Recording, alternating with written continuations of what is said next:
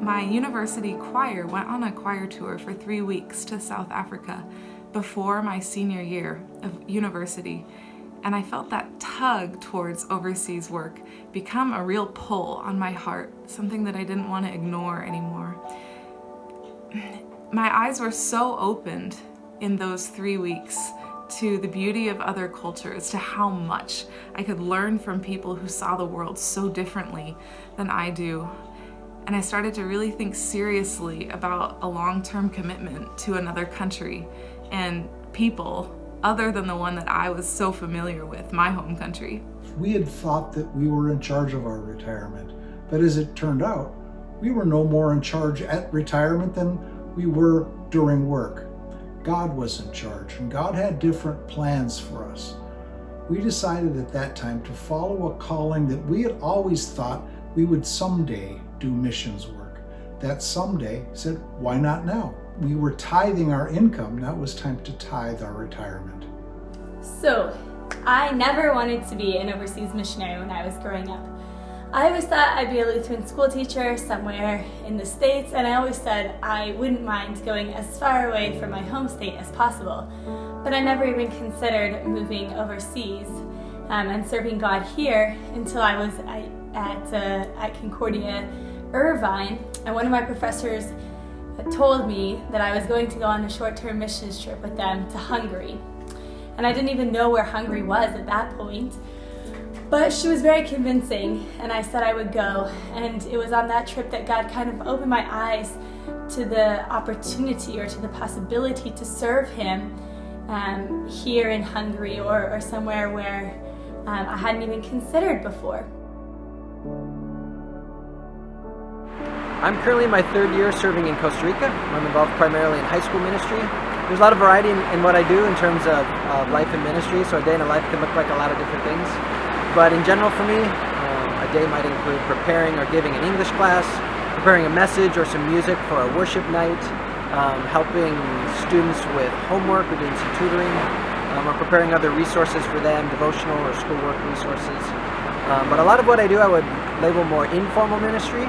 So that's just sharing in time with people and conversation for the sake of building relationships with them. So for me that's a lot of fun. It might look like playing soccer or volleyball on the beach, helping neighbors with a project, or just hanging out and spending unhurried time with people. I am an English as a second language teacher at Stronghold, Cambodia. At Stronghold we offer a free nutritious lunch, do a daily devotion with the kids, teach them English and computer classes, and also a Bible lesson.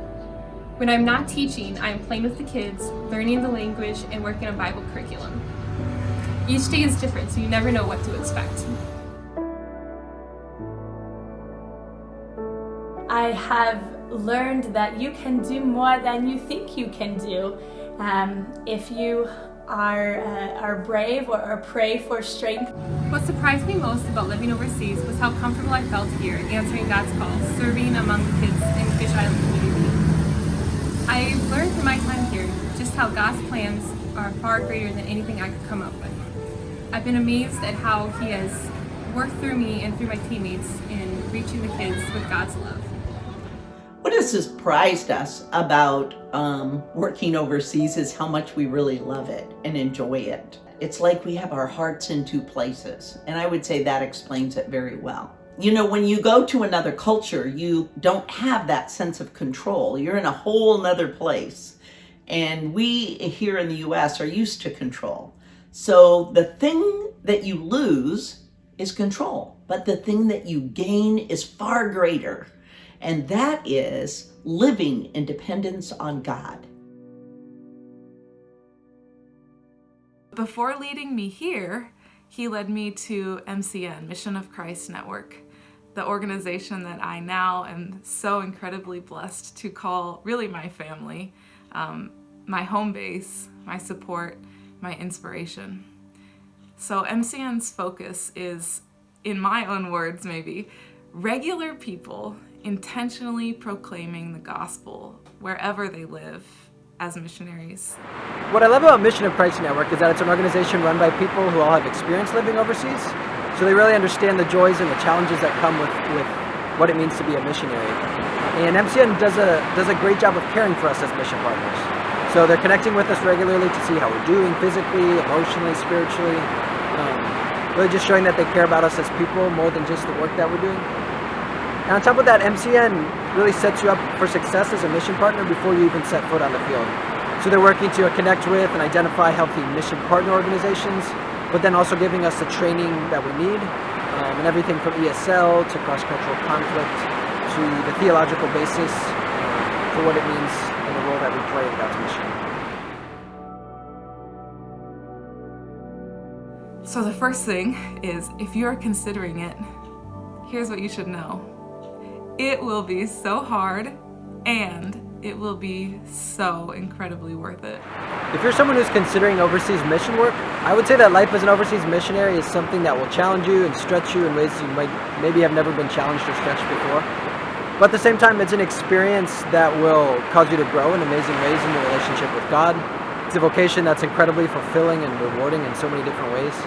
And it's an experience that will forever change the way that you see the world and the people around you and really your own role in God's mission. Just take it one step at a time. Pray to God for Him to show you the next step, and then obediently take that step. And you will eventually find yourself where God intends you to be.